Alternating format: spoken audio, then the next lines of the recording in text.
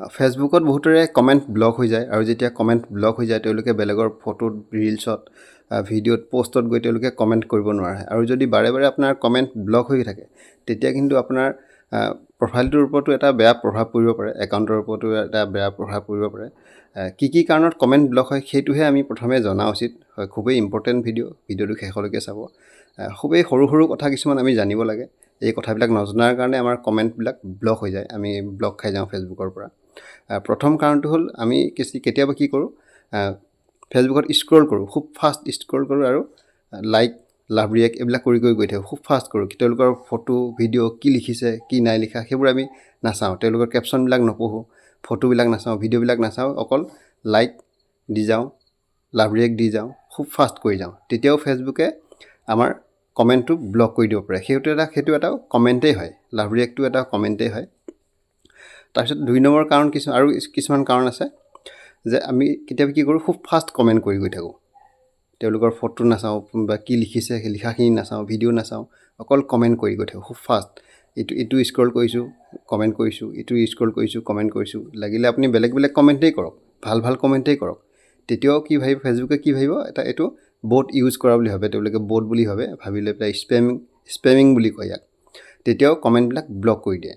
আৰু এটা হ'ল কি, আমি যেতিয়া একে কমেণ্ট কৰোঁ, ধৰি লওক আপুনি কাৰোবাক গুড মৰ্ণিং কমেণ্ট কৰি ৰাতিপুৱাৰ সময় সকলোকে গুড মৰ্ণিং দিব। এতিয়া যিমান পষ্ট আহিছে আপুনি গুড মৰ্ণিং লিখি গৈ আছে, লিখিছে কি লিখিছে চাইছে, ভিডিঅ' কি চাইছে, ফটো কাৰ ফটো ভালদৰে চাইছে, তথাপিতো আপুনি অকল গুড মৰ্ণিঙে একে শব্দ লিখি গৈ আছে। যদি একেটা শব্দই বাৰে বাৰে আপুনি কমেণ্টত ব্যৱহাৰ কৰি থাকে, বাৰে বাৰে যদি লিখি থাকে, তেতিয়াও আপোনাৰ কমেণ্ট ব্লক হ'ব পাৰে।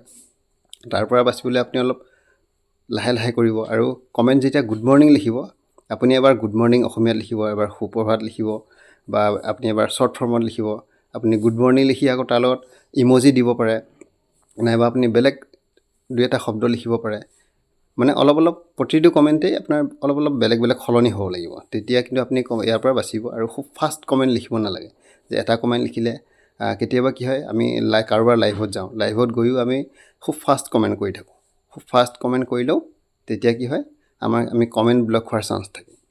তাৰপিছত হ'ল, আপোনালোকে যদি বেলেগৰ পষ্টত গৈ আপোনালোকে কমেণ্টত বেলেগ প্লেটফৰ্মৰ যদি আপোনালোকে লিংক শ্বেয়াৰ কৰি থাকে, বাৰে বাৰে যদি সেই একেটা লিংকে শ্বেয়াৰ কৰি থাকে, বা বেলেগ লিংকো বাৰে বাৰে শ্বেয়াৰ কৰি আছে, তেতিয়াও আপোনাৰ কমেণ্ট ব্লক হ'ব পাৰে। আৰু তাৰ উপৰি আপোনালোকে যদি অশ্লীল কমেণ্ট কৰে, আপোনালোকৰ কমেণ্ট ব্লক হ'ব, বা হিংসাত্মক কিবা কমেণ্ট কৰিলে ব্লক হ'ব, ভাবুকিমূলক যদি কিবা কমেণ্ট কৰে তেতিয়াও কমেণ্ট ব্লক হ'ব পাৰে। গতিকে এইবিলাক কিছুমান সৰু কথা মনত ৰাখিব লাগে।